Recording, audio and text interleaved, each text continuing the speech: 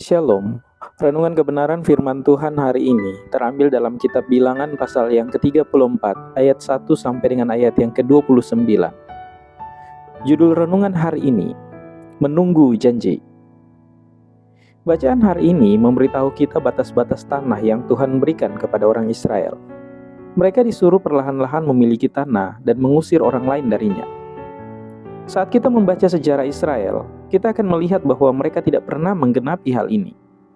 Israel tidak pernah menduduki tanah yang Tuhan berikan kepada mereka. Nyatanya selama bertahun-tahun, 430 tahun sejarah modern, Israel tidak memiliki tanah sama sekali. Tanah yang sekarang kita kenal sebagai Israel menjadi bagian dari Kekaisaran Ottoman pada tahun 1517 dan kemudian Kerajaan Inggris pada tahun 1917. Baru pada tahun 1947, bangsa Israel modern dilahirkan kembali.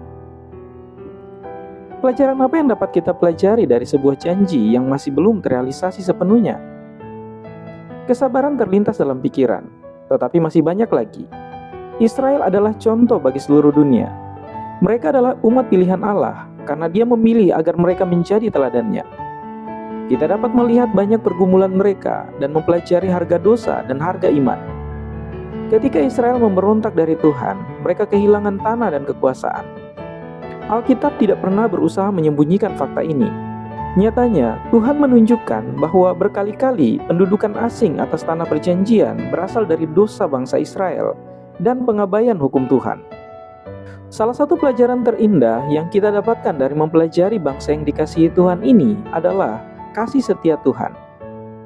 Tidak pernah ada kelompok orang yang lebih dibenci atau dianiaya daripada orang Yahudi. Sejak masa pembuangan mereka di Mesir, orang Ibrani, Israel, dan Yahudi telah dibenci dan ditakuti karena kemurahan Tuhan.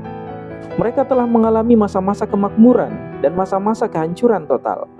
Mereka telah bangkit menjadi pemimpin dunia dan jatuh menjadi orang buangan yang teraniaya, yang bersembunyi di bawah bayang-bayang.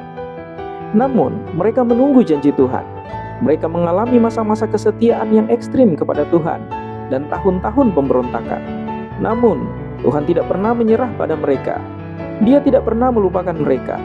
Bahkan ketika pengasingan mereka berlangsung selama ratusan tahun, Dia tahu kapan itu akan berakhir. Dia mempersiapkan jalan bagi mereka untuk menggenapi janjinya.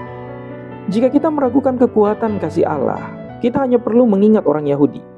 Kesetiaan yang Tuhan tunjukkan kepada mereka sudah sepatutnya mendorong kita bahwa Tuhan tidak akan pernah meninggalkan kita. Tuhan memang mendisiplinkan. Dia menuntun kita melalui lembah-lembah gelap yang menyakitkan dan melelahkan. Tetapi Dia tidak akan pernah meninggalkan kita untuk menempuh jalannya sendirian. Tuhan itu setia. Dia mengasihi bahkan ketika kita tidak layak untuk dikasihi.